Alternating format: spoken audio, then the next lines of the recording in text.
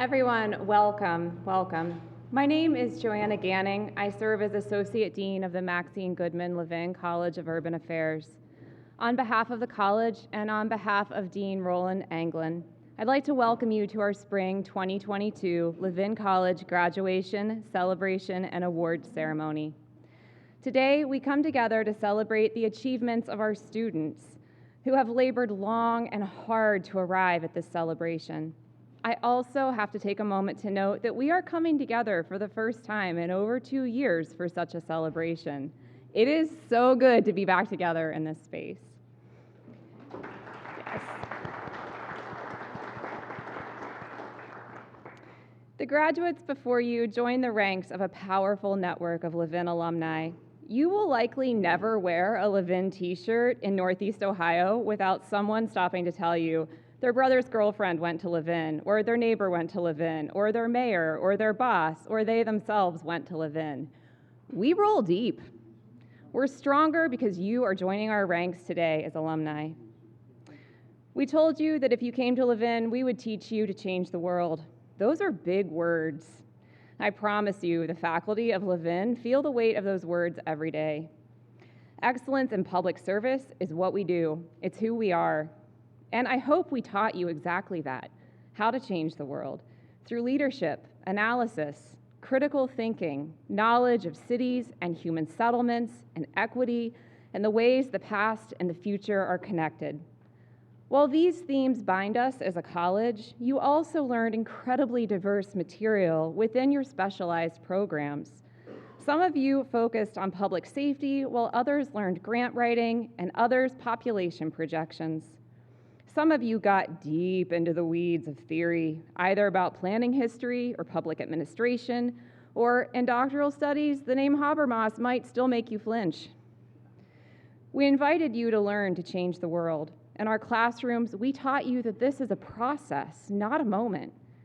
And we equipped you with the knowledge and the skills to do the work. But today is a moment. It's your moment. Thank you for trusting us to get you to this checkpoint in the journey. I promise you the honor is entirely ours.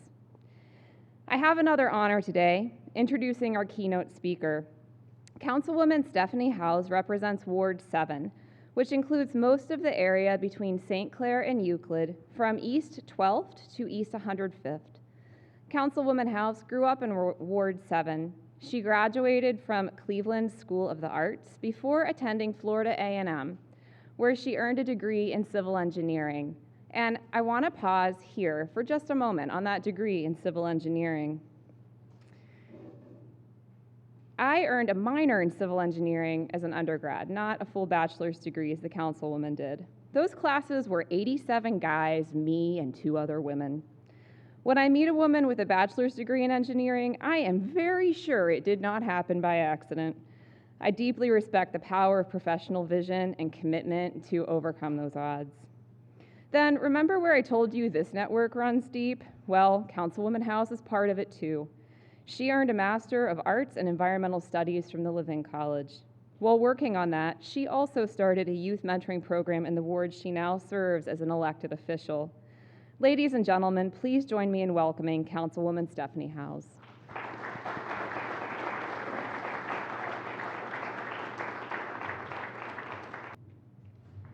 So they said we can have like a variety of different microphones. So I'm gonna go over here because it's Friday, the sun is shining, and we're gonna just talk. It's a celebration. Is that okay? Oh yes, okay. All right, so, well, happy pre-graduation. When is graduation? Tomorrow. It's tomorrow, and y'all here? Listen, we ain't gonna get into the stories about what I was doing the days before my graduation, but I really wanna first say thank you to Teare, I see her, for the team here at the Maxine Goodman Levin College of Urban Affairs. It's been a while since I've been here. I graduated back in, I think 2004-ish, a long time ago. But I really, as people invite you to speak at different places, it's like, well, what am I gonna tell you? What am I gonna talk about? And she was like, well, talk about the journey to inspiring those in public service, leadership, and change. And I was like, okay, well, I could do that. I think I could do that a little bit. So I'm going to be with you very briefly because I know we really want to get the real stars of the show, the people who have put in the work these last 2, 4, 6 years in a global pandemic. Really want to focus on you all. So I just wanted to take the time to give a couple nuggets in my 42 years of experience. So when I look at public service, I really think it's important for each of you all as you embark on your journey to really understand that public service is about hard work, okay? And I'm saying H-E-A-R-T, hard work. We are going, and you are going, starting your career, continuing your career, and you are doing this not because of the big bucks, right? You are doing this because you love people. You want to sing things, and a lot of times you will be put in places where the budget is not enough to do all the brilliant ideas that you have. You might not have the team members with the expertise to get some of the things that your vision has, and the only thing that will be able to sustain you is the heart, right? That's what's going to keep you moving. I will also try to encourage you, as I said, we are not going into a place where you are making big bucks. So I would encourage you to please seek a financial advisor. You know, just because you're not making big bucks does not mean that you can't be a good steward of your money. And I am still learning this at the ripe age of 42. And it will be so much easier if I actually did it a long time ago. We are living much longer. And a lot of times people say, don't talk about money, sex, and politics. But I believe you need to talk about it all, right, in order to move forward. And money is one of those things that people try to shy away from and not talk about. And a lot of times people end up struggling, right, in this global pandemic. So that's what I would say in regards to public service. When it comes to being a leader, leadership, I would just encourage you just to be yourself. You know, we all have gone through school, and everyone you got these influencers on social media, and people do research to tell you need to do this, you need to do that, you need to do this. And I would say at the end of the day, when we look around in our communities, if that was all to it, then we wouldn't have the challenges that we had, right? So God created one of you. We need you in your leadership, and I will say, please make sure that you do it in a way that only you can. There's no need to be anyone else. We need you, and I would encourage you just to embrace who you are. If you are the assertive, loud person, if you are the quiet storm, just do that. And trust me, people will appreciate the authenticity of you showing up just as you are. The other thing about being a leader, I have found, is that you need to surround yourself with people who love you. And when I say people that love you, I mean love as an action word, okay? These are the people who will celebrate you when it's time to be celebrated. They will hold you accountable when you need to have your shirt checked, because we all think sometimes we're a legend in our own minds, and you need people around you who will hold you accountable when you make mistakes. You will need people around you that when you want to cry, you can do it very unapologetically. You need people around you when you want to scream, cuss, and fuss. For those who don't cuss, I'm a cusser, so I really need people around me so I can let it out, and I don't let it out all in public. And you need people that's going to have your back and fight with you. Public service, oh goodness, this week has been a trying week for me. And I am so appreciative of having, I would just say, a lot of good women and a couple of good men. Shout out to my fiance who holds me down. But that take care of you, because again, if you do not surround yourself with people who love on you, it makes it so much difficult to serve. A lot of times you will not be mentally, spiritually, physically prepared to do the work and the challenge. And the last thing I will say, as you are looking to create change, it is important to be courageous. It is important to be courageous. Many times you will be going to places that have been in place for centuries. And you come in with your bright ideas thinking you're going to change something. And there will be somebody there that has been there for 30, 40, 50 years that's like, go and sit over there. In order to change and create the spaces and the communities that we deserve and the vision that you have set out, you will have to be courageous. You will sometimes have to challenge the CEO, the dean, the so forth, the so on. And I hope that you are prepared to be courageous. I want to congratulate each and every one of you all. I know it has been a journey, but you have made it. Celebrate to the families and friends. Congratulations, and thank you for loving, supporting, and cheering your loved one on. And to this team here, thank you for being a partnership for the graduates of 2022. Thank you all so much, and have a wonderful, wonderful day. Take care.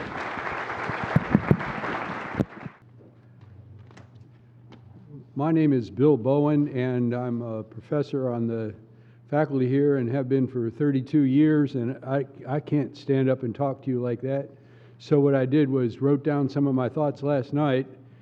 Dean Anglin asked me to inspire and encourage you as you face the post-CSU world and talk a little bit about the value of lifelong learning and about big ideas.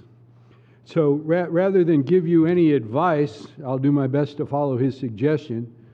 And this is probably a good thing for you because from what I can tell, advice is usually just the approval we seek from other people for doing something we've already made up our minds to do anyway. Instead of giving advice, I'm going to attempt to ask and answer the question, what does it mean to be an educated person? And I think this is highly relevant to all you who are graduating with another degree, first degree or other degrees, because everybody will soon be a graduate with another degree, and others will recognize you as being educated people. But the question I want to ask is, what does it mean to be an educated person? Numerous research studies have shown that there's a correlation between having a college degree and increased lifetime expected earnings.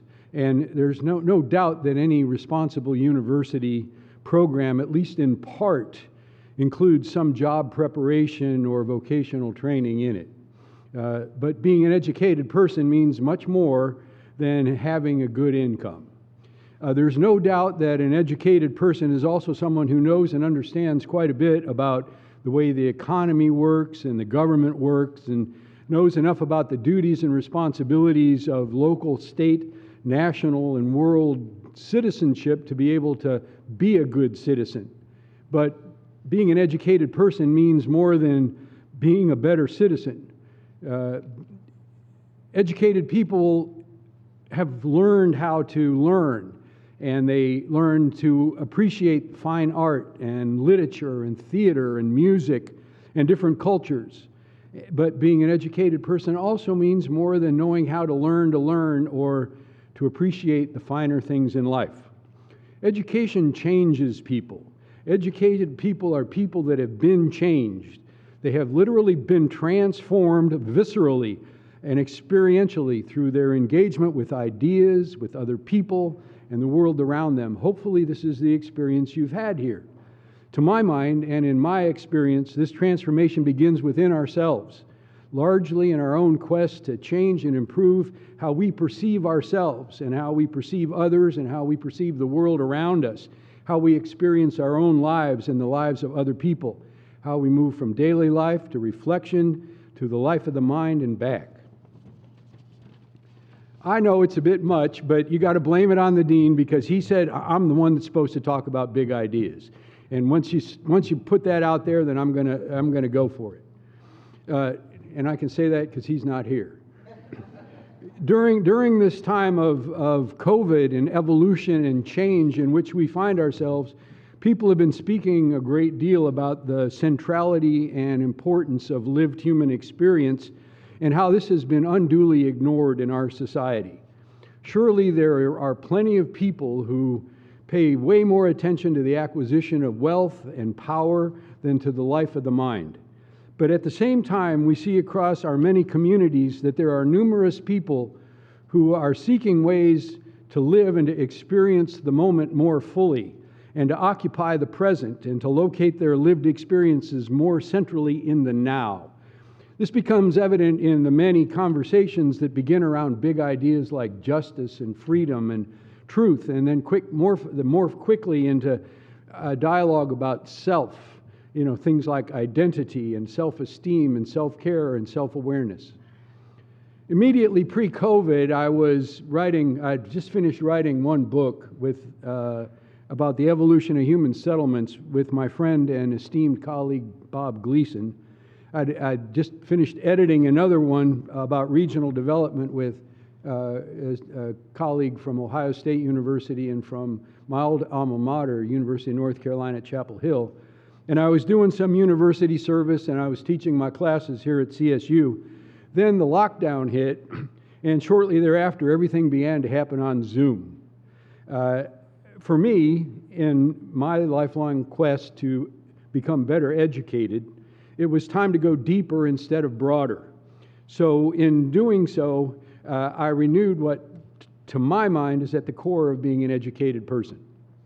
What happened is that I rediscovered a dream that I had imagined and long ago forgotten. I had a dream and lived it before in college. When I was an undergraduate student at UNC, I was inspired by the vision or the autobiography of Benjamin Franklin and by some of my professors and teachers. And I dreamed about being a public intellectual and maybe even a professor. I studied, I applied myself, I exceeded in some endeavors along the way and I failed at others, but I kept on going. And I've been able to enjoy the lived experience of that dream here for all these years on the faculty in the Maxine Goodman Levin College of Urban Affairs at Cleveland State University. But what I rediscovered that day during lockdown was my teenage dream of living on a boat and of cruising the oceans and the lakes and the rivers of this great land that we live in and learning about the places and the people that I meet along the way and how they see the world and how they experience their own lives. And the experience of rediscovering my dream, which I am now setting out to live, made clear to me that I have the power to imagine and give birth to my dreams and to my ideas and to set out to live them. Thankfully, my education has taught me how to learn on my own. And it has taught me to prepare myself thoroughly through study and practice. And when I do so, that I can accomplish far more than I ever previously imagined, even to the point of realizing and fully living some version of my own dream, which is what I now intend to do. The questions that have kept coming to my mind over the period of time since I started my quest to educate myself: where does the human imagination come from? And where does experience begin? What's the difference between what we experience and what's real? How can we identify and focus and expose false claims to knowledge? Do the narratives we accept prevent us from living more fully? And if so, then what specific narratives have that effect? And in what ways do they limit us? And how can we overcome these limitations? Can education alter our most basic perceptions? Can it reaffirm our attention to the things that really matter in life, like our family and our friends and our communities, and the natural systems that sustain us? Can education open windows not just to new job prospects or greater responsibilities as leaders in a highly complex society, but also the awareness of new ideas and experiences, such as the moment we are now sharing today, right now at this very moment? Can it help us lead fuller, more meaningful, and productive lives? I think the answer is yes. So my answer to the question is that at its core, being an educated person means knowing how to unleash the power of our own mind to dream and to imagine, to learn and to come to know enough about ourselves and each other and the world around us to the point at which the knowledge and experience we gain through our study and application can well justify a belief that when we work hard and smart and apply ourselves and prepare, with a little bit of luck, we might just be able to live our dreams and really fully occupy our own moments. Thank you. Congratulations, graduates.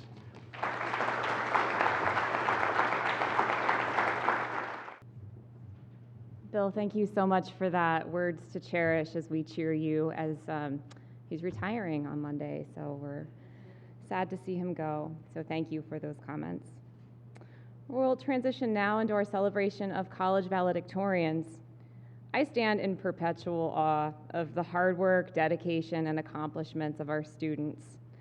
Our students overcome unimaginable challenges. They work grueling, truly grueling schedules and rise to the challenges they meet in the classroom. From among these talented individuals, it is our challenge and honor to select a valedictorian. It's my pleasure to introduce this year's valedictorians, Arianna Killing for summer and fall of 2021, and Shelbie Seeberg for spring of 2022. Arianna came to CSU to major in nonprofit administration. Once here, she ended up also earning degrees, plural, in environmental studies and urban and regional studies, 3 degrees. She's now working to complete our 4+1 program in environmental studies. Shelbie also graduates as a triple major. So between these two people, they're getting 6 degrees tomorrow. It's incredible. Hers in environmental science, environmental studies, and urban and regional studies. She has also been a student athlete on the CSU fencing team, of which she was the captain during her sophomore season. Incredible achievements. It's my pleasure to give each the stage to make some remarks. Arianna.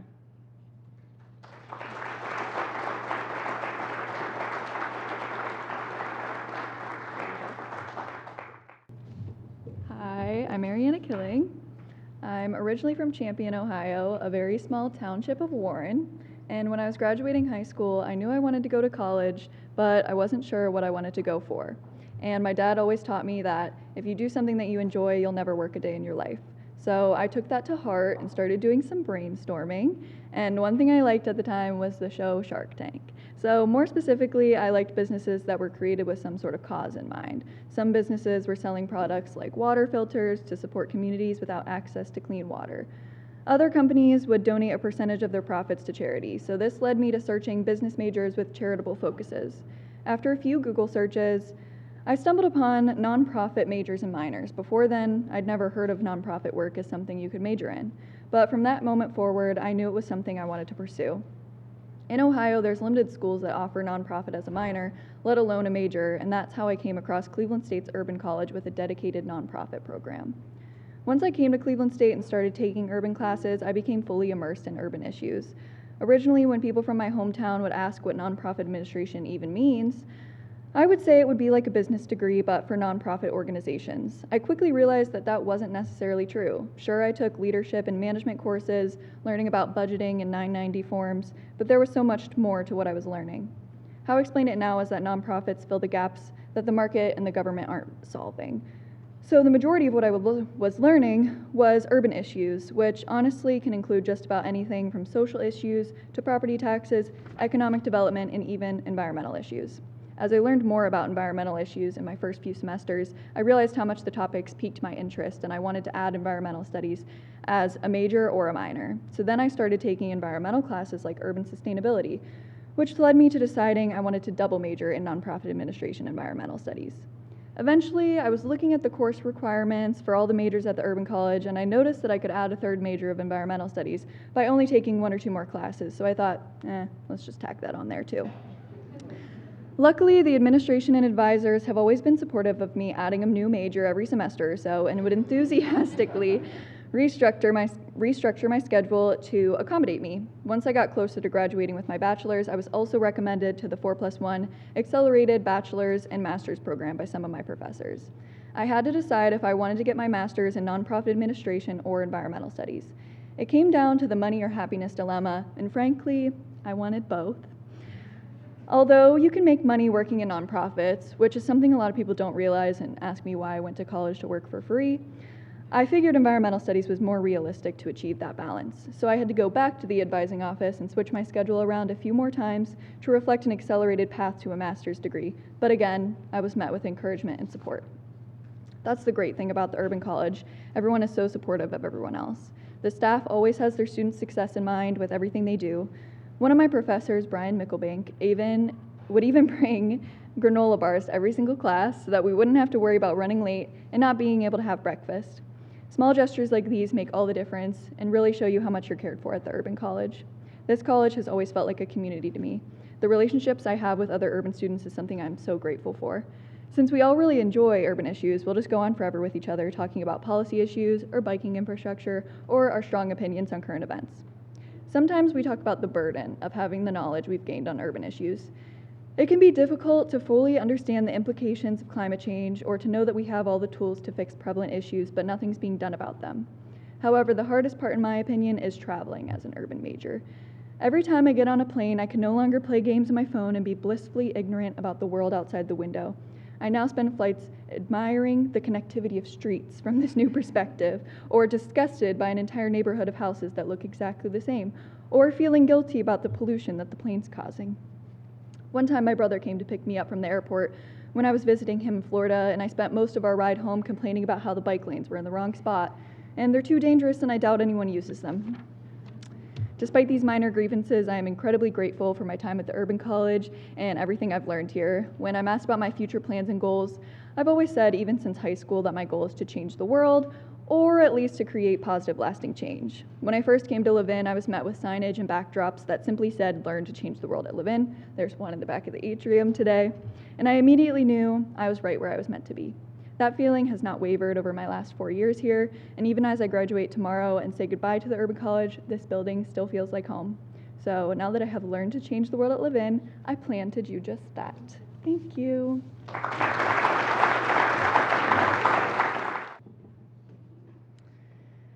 right, welcome to the stage next, Shelbie Seeberg, for her remarks as well. Come on up.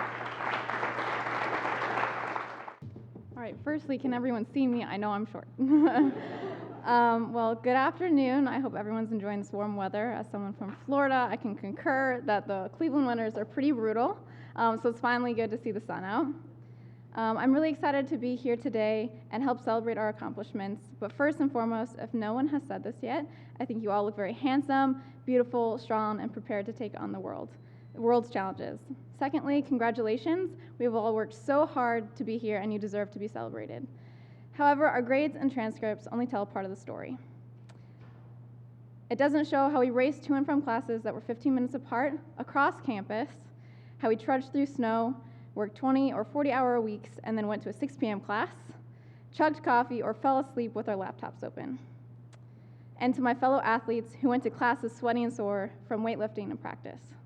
No matter our stories, at one point, we all questioned this whole process when we realized we had a paper due at midnight that we hadn't started yet. There is so much more to each and every one of our stories and college experiences than a diploma frame could possibly describe. I'm here to say I see you and that your hard work and late nights paid off. When you finally walk across the stage tomorrow, I hope you are able to look back on your experiences and see how amazing you are and have pride in what you've accomplished. These stories are what make you unique, and these stories will guide you as you make your way through the world and adulting world. If someone told me I would be standing here today, I would never have believed them. And not in the cliche, that's impossible way, but in the there are plenty of people who are smarter and more accomplished than I am. I've come to learn that amazing things happen when you have an army of supporters, sincere dedication, and immense drive to get the job done. I'm here to remind you that you are all stronger than you know. I want to give a special shout out and thank you to all the families, friends, parents, guardians, and mentors here today. You have taught us how to be resilient, how to get up when we fall, and how to laugh when times get tough. Without your endless support, we wouldn't be here. To my parents, thank you for driving me across the country for fencing and always giving me a kick in the pants when I needed it most. To the professors, thank you for being patient with us. I'm sure all our questions about paper extensions, extra credit, or not responding to any of your emails at all was frustrating and overwhelming. You excited our curiosities and helped us land internships, jobs, and professional relationships that will last a lifetime. We are forever indebted to you. Finally, to my athletics family, thank you for allowing me to have 4 more years of fencing. You made us physically, mentally, and emotionally stronger. You got us back to working condition when we got injured and were shoulders to cry on when times got tough.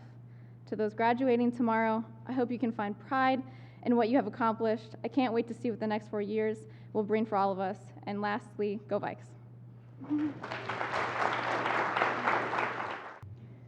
We now turn toward the awards ceremony portion of our program. A brief note on the awards. You will hear a lot of names: Cy Murray, John C. Little, Wallace Teare, Larry Teare, Russell Kashian, Susan Oneson, Howard Bruce. These people are related to the college in diverse ways, some alumni, some previous faculty, some community members or friends.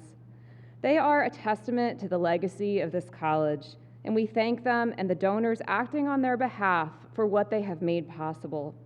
Just last week, we added to this list of awards with the announcement of the $1 million Bowen Fellowship in Doctoral Studies. Without further ado, I'm pleased to invite Bill Bowen of the Bowen Fellowship to kick us off with the awards for our PhD program in Urban Studies and Public Affairs.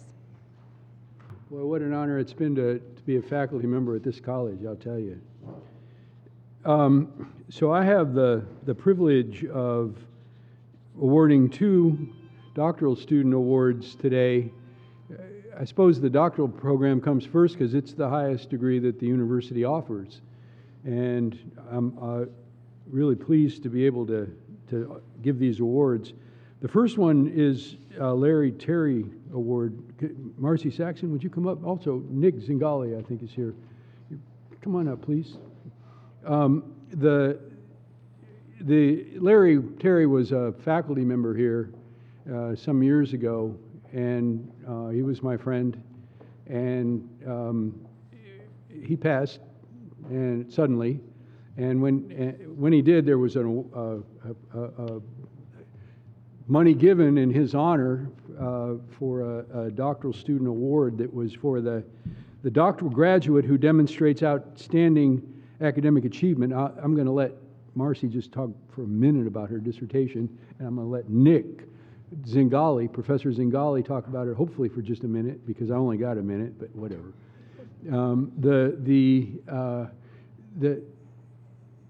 What I want to say about Marcy is the remarkable job that she did with persistence and recovery. We had a track with the communications program, and it just all of a sudden disappeared. And she was in that, you were in that, and I was scared to death of how you were going to respond. But you just did it. You came through, and it was just from dogged persistence that you did it. So that's what I know. But what Professor Zingali knows is about the outstanding academic achievement and scholarship, because you chaired her dissertation. So why don't you tell us just briefly what you wrote about, and then you tell us why you did that. You're on the spot. I know. Thank you, Dr. Bowen. And what I can say is dog resistance. That was the best thing I ever heard today. So dog resistance. I've been in this program a very long time. I'm so glad to be here. I'm so honored to be around the family of faculty that have supported me. Briefly looking at my research was looking at diffusion and perceptions of online education by faculty members. Students cannot fulfill their dreams without the dedicated, graceful, just powerful faculty members that support us. So my research is actually a thank you to the faculty members, so thank you.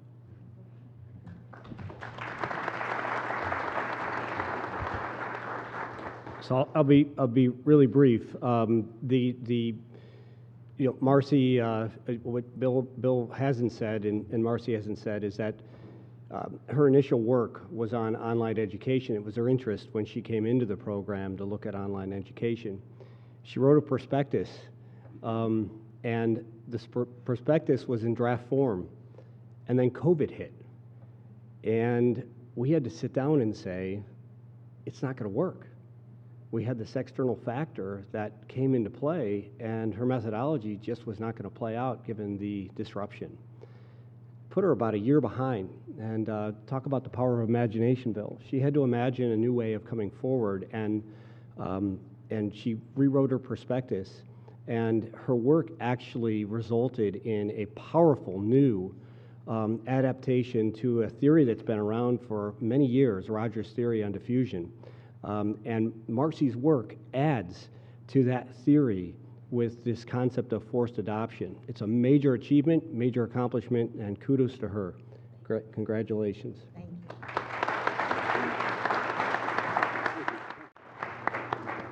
Now, what universities do is we create, preserve, transmit, and find new applications for knowledge. And what doctoral education is about, really, I think, is making a transformation from being a consumer of knowledge to being a producer of knowledge. And the way we produce our knowledge is through our peer-reviewed articles. We know that we have added to a body of literature, we've added to a body of knowledge when an article passes through a peer-reviewed process. So, Abby Posky, would you come up? So the next recipient is Abby Posky, who's getting the Russell, Kashian, and Susan Oneson Award. And that award is for, come on, don't be shy. That is an award that recognizes a doctoral student who has authored or co-authored an article that's been accepted for publication in a peer-reviewed journal. So we want to encourage our students to do that, and Abby has done it well. So we've got this award. Well, come on out here. She's really shy. And yeah.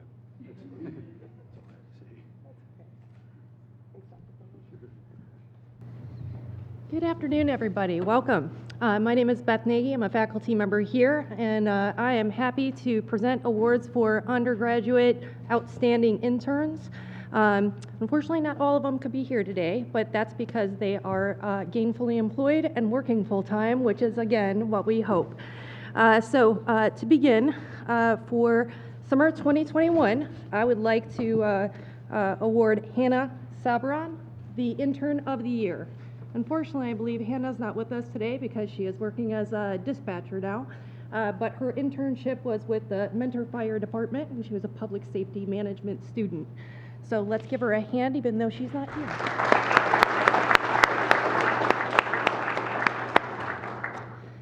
For the fall semester 22, our outstanding undergraduate intern is Jessica Goya. I believe Jessica is also working gainfully in public health. I also had Jessica as a student in senior seminar, which I would like to say an outstanding project as well. So not only outstanding undergraduate intern, but also just an outstanding student all around. So let's give her a hand, and hopefully she hears us.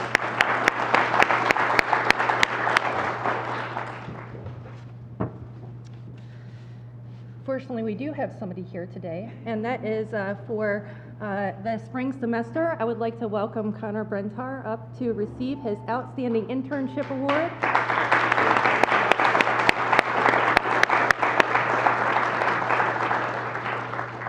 Not only Connor, but also you've heard from Shelbie Seeberg. Both Connor and Shelbie have been with the Department of FAST here on campus, which is working as a GIS specialist with our campus grounds department. So just to see that our students are doing both what they enjoy doing, and they're also contributing to campus as well. So congratulations, Connor.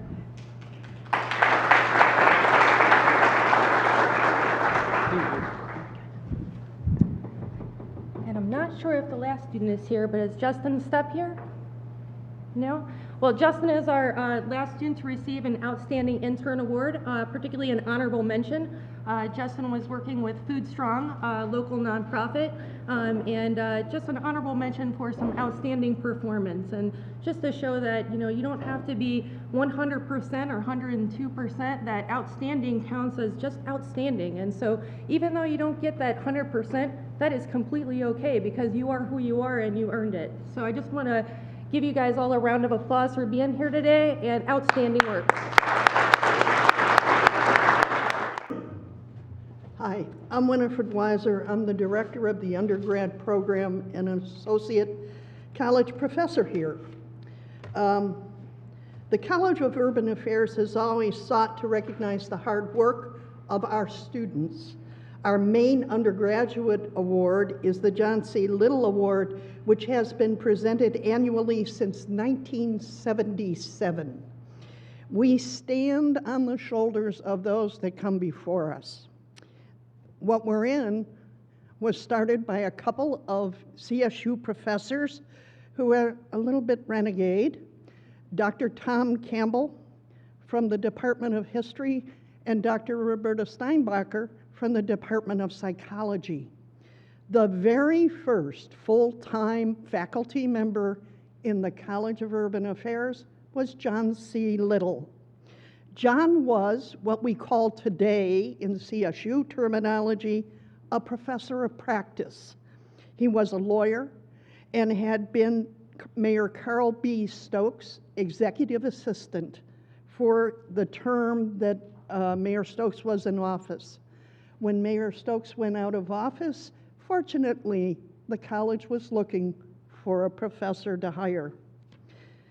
John Little, as a teacher, used his exceptional gifts of patience, understanding, unfailing optimism, and a contagious sense of humor to enable his students to find within themselves the vision and the courage to set forth on uncharted waters.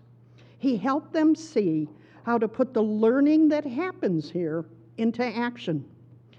This award is given to the undergraduate student who, quote, epitomizes the qualities of excellence, intellectual curiosity, and personal integrity that characterized John C. Little. This year, the 49th John C. Little Award goes to Troy Greenfield. Come on up.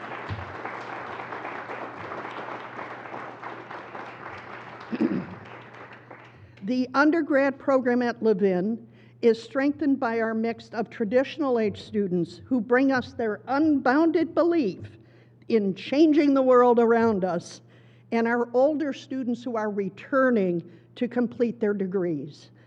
And they help shape the dynamic with their wisdom and their experience. Troy is one of those returning students who has contributed to that process in the classroom while completing her coursework and doing all of that while working in Cleveland's Department of Diversity, Equity, and Inclusion. John Little was devoted to the Cleveland community and worked to instill in his students that they can make a lasting contribution to their communities as an administrator and by direct action. You will find Troy adding to her work accomplishments by her actions in her communities. You can find her teaching the arts and dance at Beck Center, and also leading and organizing and turning out the vote drives in her home community. Please join me in congratulating Troy on her award. Thank you, everybody. I just want to say thank you to the Levin College. It's been a wonderful experience working with the teachers and with my counselor to help me be successful, and this degree will help me imagine my new future.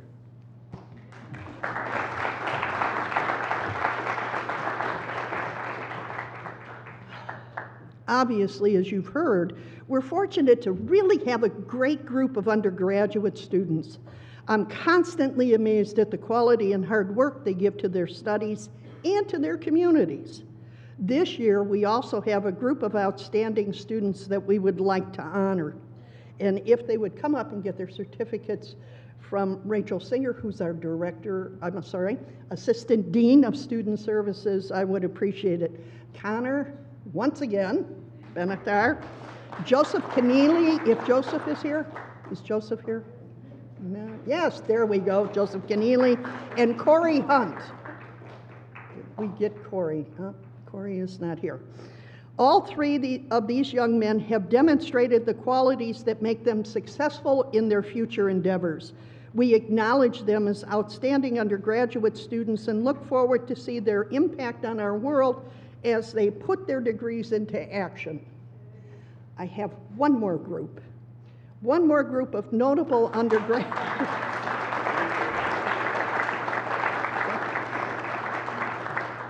One more group of notable undergraduate students also needs recognition.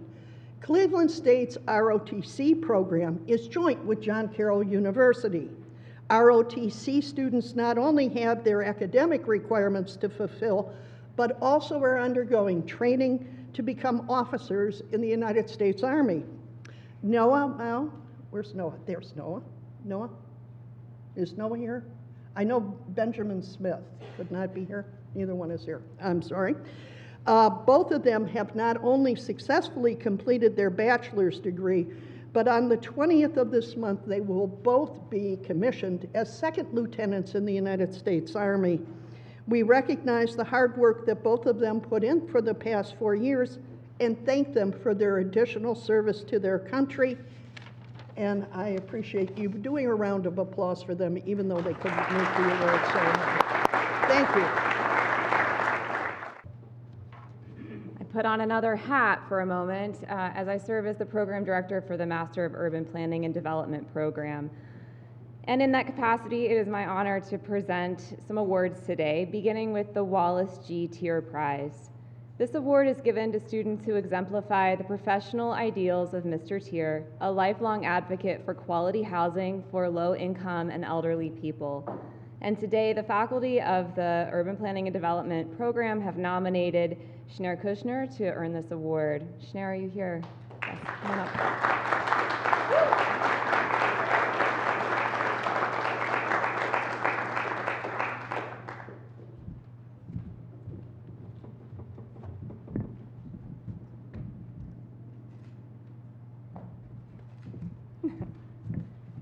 And I'll ask him to stay put here because Schneur is also the American Planning Association Outstanding Student Award winner.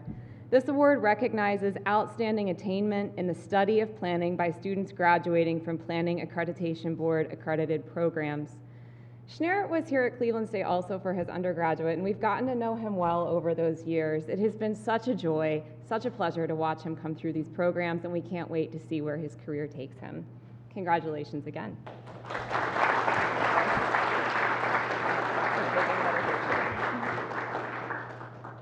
Congratulations.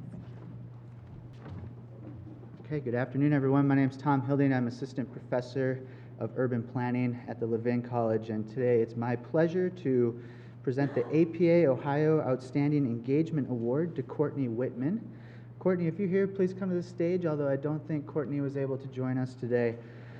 The Outstanding Engagement Award is awarded to a graduate planning student who has demonstrated outstanding engagement, pretty self-explanatory.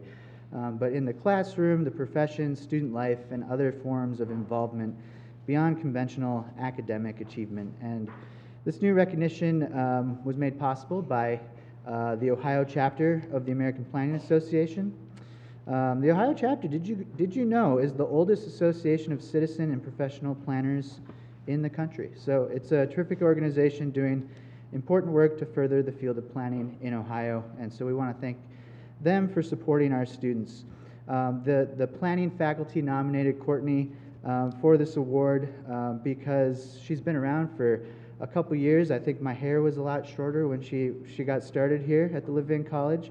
And she was a tremendously well-balanced student who did high-caliber work in the classroom while also providing important contributions to groups such as CSU, APA, and generally just being very active and well-rounded as a student. So it's well-deserved. Congratulations, Courtney.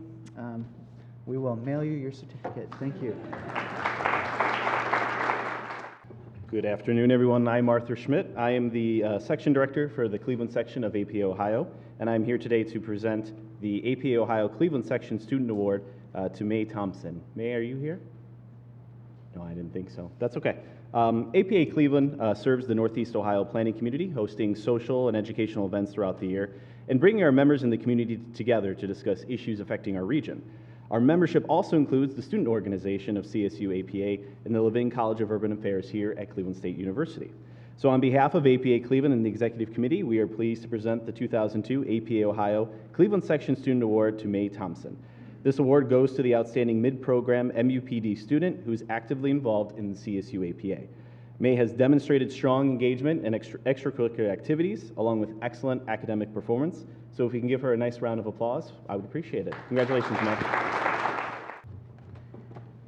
Hello, I'm Meg Rubidoux. I'm the director of our master's programs in environmental studies and urban studies. And I have the honor to first present the award, the Howard I. Bruce Award, which is given each year to the Master of Science in Urban Studies student who most closely epitomizes the qualities of excellence, industriousness, and personal integrity that characterized Howard I. Bruce, who was a popular CSU instructor of budget management. He was director of fiscal affairs for the county, for Cuyahoga County, when he passed away in 1973. And we continue to offer this award every year to our top MSUS student. So while there were several highly successful MSUS graduates in the past 2 semesters, one of them stood out for fitting this description to a T. The recipient of this award for 2022 is Daniel J. Cohn. Dan couldn't be here today. Like so many of our students, he has a very hectic work life, and so he had a commitment he couldn't get out of, but I wanted to share a little bit about Dan. He exemplifies public service motivation and work ethic. He also he completed coursework in the fall 2021 semester with a near perfect GPA. Like so many of our Levin alumni, he completed all of his coursework while working full-time in important public service work. For Dan, this is in the field of public health philanthropy. He is vice president for strategy at the Mount Sinai Health Foundation. I had the good fortune of having Dan in class in his first semester in the MSUS program. He was in my applied quantitative methods class. Dan quickly established himself as not only capable and hardworking, but as a mission-driven innovator. He regularly sought real-world health policy applications for the skills he was learning, and he developed a course project that examined the relationship between educational attainment and HIV infection rates among women in an international context. The paper was smart, insightful, and like all things Dan does, neat, creatively presented, and beautifully executed. It's clear from his transcript that all Dan's instructors had this experience with him. One faculty member called his work extraordinarily high quality. Another noted that he always took his word limits as a suggestion on assignments. To Dan, more is more, said this professor, and he put an incredible amount of thought and effort into those assignments. Dan managed, again, to do all of this while balancing his hectic professional life. I remember him coming to class in the nick of time at 6 o'clock, coming from some kind of an event downtown. He was always balancing a really difficult work schedule. But he was always there, and I mean really there, alert, engaged, contributing. So while Dan couldn't be here today, he did want me to extend his thanks for this award and to convey that he's extremely proud of his status as a Levin alumnus. All right, so a little applause for Dan.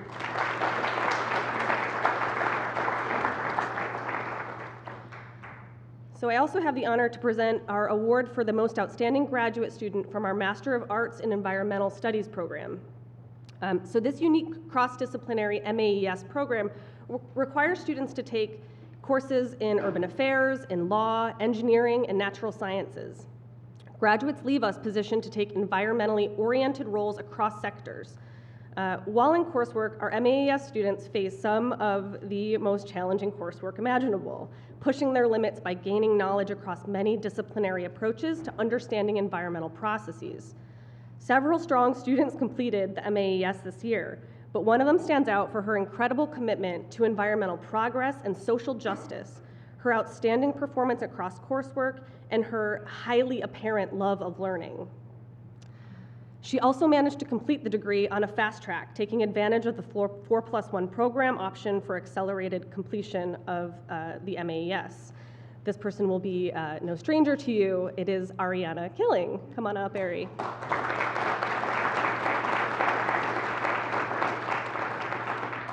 When you stand up here awkwardly while I say nice things about you over here. I had Ari in applied quantitative methods as well, where she used her semester project to explore the environmental justice topic of how socioeconomics of Cleveland neighborhoods impact air quality. In a GIS course, she used equity to determine potential landfill sites in Cuyahoga County. This is Ari. She was never just getting through coursework. She was using each course as a way to learn, to grow, to develop in her skills and her pursuits. She landed a coveted summer internship through the Cleveland Foundation, which allowed her to work with the Cleveland Water Alliance on the launch of the Great Lakes One Water Smart Citizen Science Project. Throughout her time here, she has demonstrated focus, drive, and commitment to civic-minded causes. One faculty member called Ari the ideal student. Another of my colleagues who had Ari in 3 courses described her naturally curious mind. Quote, she's open to information, even if it contradicts what she believes. She loves to learn. Having graduated from high school only 4 years ago and now about to have her bachelor's and master's degrees in hand, it is abundantly clear that Ari has both maximized and accelerated her learning in a way that is very rare. We can expect her to do amazing things in the realm of environmental justice. She will absolutely make a difference in the world, and I cannot wait to see it.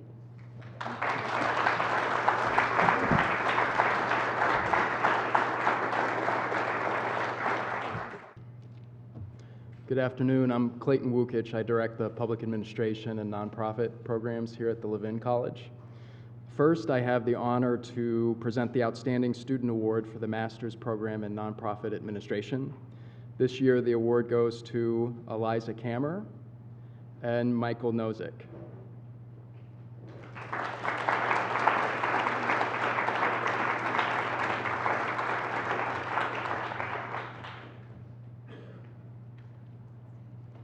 Come on up.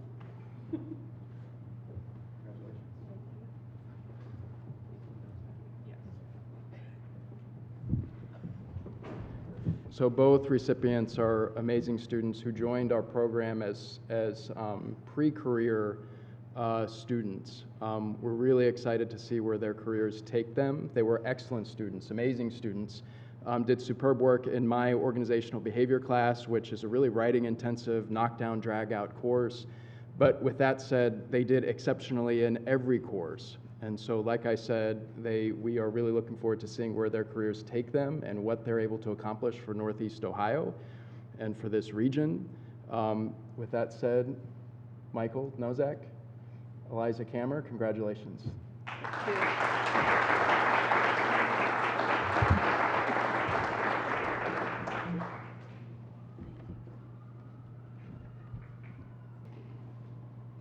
Next, I'll introduce the Cy Murray Award to the MPA students who excelled academically and who also exhibited outstanding potential for future success. Let me first tell you about Professor Cy Murray. He is a CSU professor emeritus, a former city manager who also served as the president of the American Society for Public Administration and the International City County Management Association, or ICMA. He's influenced so many CSU students to pursue careers in local government and public service, and that's why we honor him with this award. This year's award is shared by Andrew DeFreitas, Molly Ferris, and Michael Nazo. Please join us.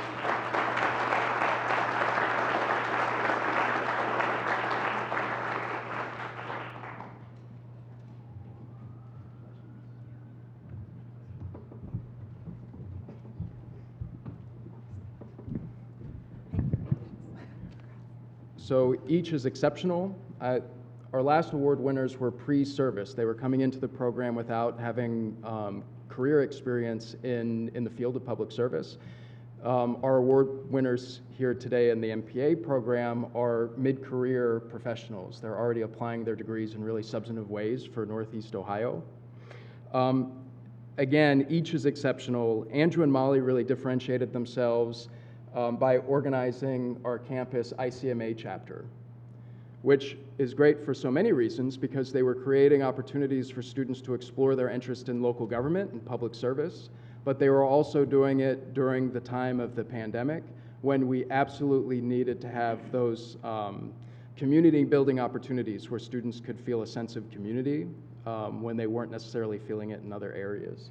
So Molly and Andrew, congratulations, and thank you for all of that great work. I also want to talk about Michael Nazo, who is also an exceptional student in the classroom, exceptional GPA, in a very intense economic development track.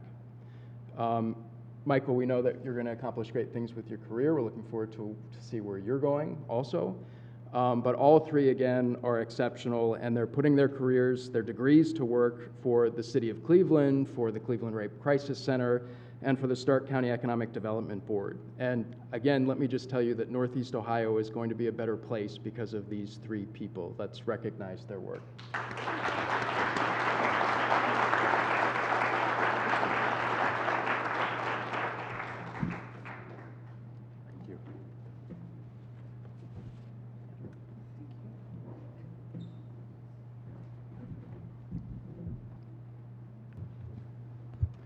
Hi, I'm Robert Simons, professor of urban planning and real estate here at the college, and also chair of the department for the last 2 years, wrapping up my 32nd years here at Levin. And I usually teach 4-hour classes, but today I'm going to take about 1 minute, and we'll get you to the food here. I want to just congratulate everybody here. You're really the cream of the Levin crop. The award winners, your leaders, and thanks a lot for dragging up the expectations of all your students and performing so well. You really should be very proud of your achievements. And frankly, interacting with students like you is the reason we become professors, to help, you know, on the two-way street where we learn from you and you learn from us. So go forward and lead. It's your time now. Change for the good. Take calculated risks. You got the skills, so please don't sell yourself short. Our public sector and the related not-for-profit and private sectors need you and your leadership. So stay in the Levin network. There's probably a few thousand of you out there. Maybe some of you got your internships because of people that are in the network. So it's a valuable one. And this is the last ceremony as the Maxine Goodman Levin College of Urban Affairs. Starting on July 1, we're going to be the School of Urban Affairs in the College of Education and Public Affairs. So, but thanks again for being in the mix at Levin. Please stay with us and keep our brand vibrant and active. And finally, tomorrow's graduation, but now I declare this award ceremony concluded. There's food over there. Please get some. Thank you.